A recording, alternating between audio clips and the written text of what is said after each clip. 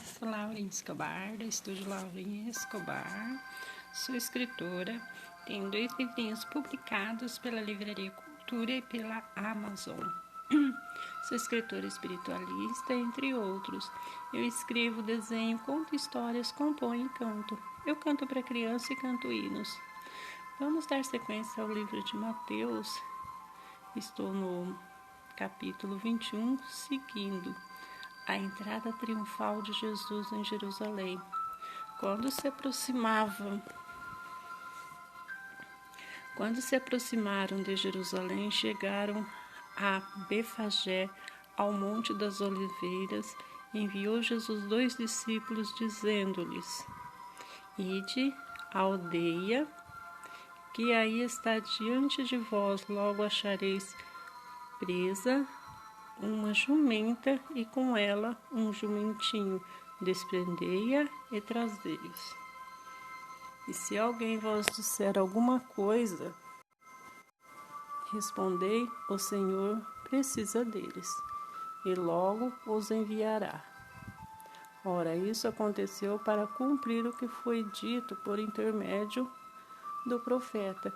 Diz-lhe a filha de Sião: Eis aí vem o teu rei, humilde, montado em um jumento, num jumentinho, cria de animal de carga. Indo os discípulos, tendo feito como Jesus lhe ordenara, trouxeram a jumenta e o jumentinho, então puseram em cima deles as suas vestes, e sobre elas Jesus montou. E a maior parte da multidão estendeu as suas vestes pelo caminho, e os outros cortavam ramos das árvores, espalhando pela estrada. E as multidões, tanto as que precediam como seguiam, clamavam: Hosana ao filho de Davi, bendito o que vem em nome do Senhor, Hosana nas maiores alturas. E, entrando em Jerusalém, toda a cidade se alvoroçou, e perguntavam: Quem é este? E as multidões clamavam: Este é profeta Jesus, de Nazaré, da Galileia. A purificação do templo. Tendo Jesus entrado no templo, expulsou todos os que ali vendiam e compravam. Também derribou as mesas dos cambistas e as cadeiras dos que vendiam pombas. E disse-lhes: Está escrito: a minha casa será chamada casa de oração. Vós, porém, as transformais em covis de salteadores. Jesus efetua curas no templo. Vieram ele no templo, cegos, coxos, ele os curou. Mas, vendo os principais sacerdotes, os escribas, as maravilhas que Jesus fazia, e os meio clamando Hosana ao filho de Davi, indignaram-se e perguntaram-lhe: Ouves o que estes estão dizendo? Respondeu-lhe Jesus: Sim, nunca leste da boca de pequeninos e crianças de peito tiraste perfeito louvor. E deixando-o, saiu da cidade para Betânia, onde pernoitou. A figueira sem fruto. Sendo cedo de manhã, ao voltar para a cidade, teve fome. Vendo uma figueira à beira do caminho, aproximou-se dela, e não tendo achado senão folha, disse-lhe: Nunca mais nasça fruto em ti. A figueira secou imediatamente. Vendo isso, os discípulos admiraram-se e exclamaram: Como secou depressa a figueira? Jesus, porém, lhes respondeu: Em verdade vos digo, se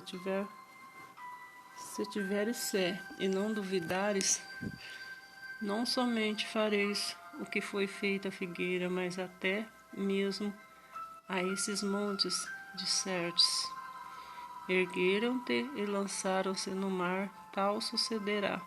E tudo quanto pedires em oração, crendo, recebereis. A autoridade de Jesus e o batismo de João. Tendo Jesus chegado ao templo, estando já ensinado acerca acercaram-se deles os principais sacerdotes e os anciões do povo, perguntando: com que autoridade fez essas coisas? E quem te deu essa autoridade? E Jesus lhe respondeu: eu também vos farei uma pergunta e me responderdes. Então eu vos direi com que autoridade faço essas coisas. De onde era o batismo de João, do céu ou dos homens? E decorriam entre si: se disserdes do céu, ele nos dirá: então, por que não acreditas nele?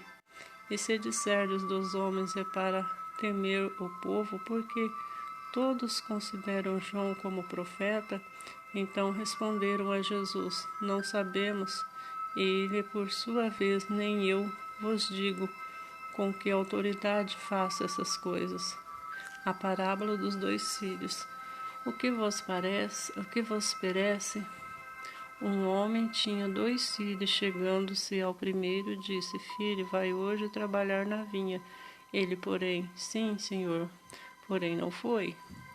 Dirigindo-se ao segundo, disse a mesma coisa, mas esse respondeu: não quero. Depois, arrependido, foi. Qual dos 2 fizera a vontade do Pai? Disseram o segundo. Declarou-se Jesus: em verdade vos digo que publicanos e meretrizes vos precedem no reino de Deus, porque João veio a vós, outros no caminho da justiça, e não acreditastes nele, ao passo que publicanos e meretrizes creram. Vós, porém, mesmo vendo isto, não vos arrependestes, afinal, para acreditardes nele? As parábolas dos lavradores maus. Atendai na outra parábola.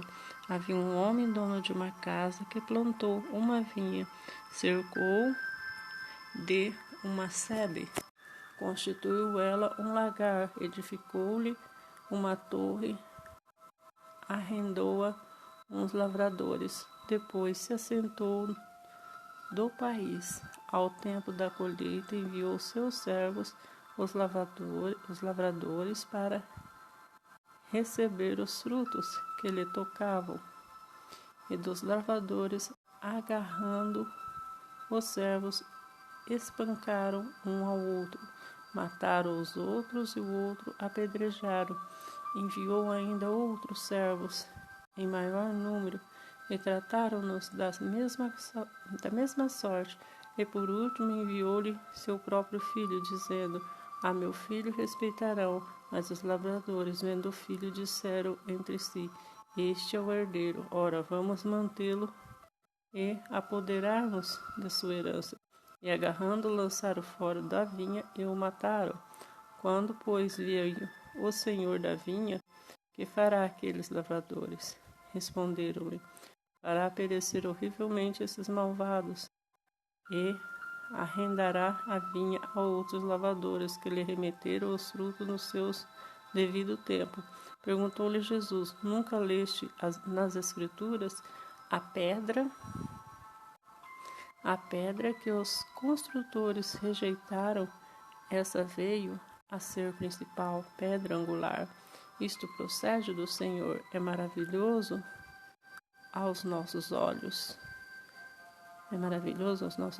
Portanto, vos digo que o reino de Deus vos será tirado e será entregue a um povo que lhe produza os respectivos frutos. Todo o que cair sobre a pedra ficará em pedaços, e aquele sobre quem ela cair ficará reduzido a pó. Os principais sacerdotes e os fariseus, ouvindo estas parábolas, entenderam que era a respeito deles que Jesus falava, e quando buscassem perdê-lo, temeram as multidões, porque estas o consideravam como profeta. As parábolas das bodas. De novo entrou Jesus a falar por parábolas, dizendo-lhes: o reino dos céus é semelhante a um rei que celebrou bodas de seu filho. Então enviou seus servos a chamar os convidados para as bordas, mas esses não quiseram vir. Enviou ainda outros servos com esta ordem: dizei aos convidados: eis que já preparei o meu banquete, os meus bois e cevados já foram abatidos, tudo está pronto, vinde para as bordas. Eles, porém, não se importaram e foram, uma para o seu campo, outro para outro negócio, e outros, agarrando os servos, o maltrataram e o mataram. O rei ficou irado e, enviando as suas tropas, exterminou aqueles assassinos e lhes incendiou a cidade. Então disse aos seus servos: está pronta a festa, mas os convidados não eram dignos. Ide, pois, às encruzilhadas dos caminhos e convidai para as bordas quantos encontrardes. E saindo aqueles servos pela estrada, reuniram-se todos os que entradas, reuniram todos os que encontraram, maus e bons. A sala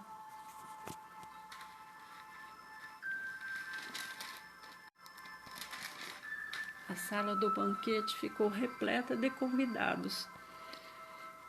Entrando, porém, o rei, para ver os que estavam na mesa, notou ali um homem que não trazia veste nupcial e perguntou-lhe: amigo, como entraste aqui sem veste nupcial? E ele emudeceu. Então ordenou o rei aos serventes: amarrai os pés e mãos e lançai-o para fora das trevas. Ali haverá choro e ranger de dentes, porque muitos são chamados, mas poucos escolhidos. A questão do tributo. Então retirou-se os fariseus, consultaram entre si como surpreendiam em alguma palavra, e enviaram-lhe os discípulos juntamente com os herondinos, para dizer-lhe: mestre, sabemos que és verdadeiro que ensina o caminho de Deus de acordo com a verdade, sem te importar-lhes com quem quer que seja, porque não olhas a aparência dos homens. Diz, pois, que te parece é lícito pagar tributo a César ou não? Jesus, porém, concedendo-lhes a malícia, respondeu: por que me experimentais, hipócritas? Mostrai-me a moeda do tributo. Trouxe-lhe um denário, e ele lhes perguntou: de quem é esta efígie da inscrição? Responderam: de César. Então lhes disse: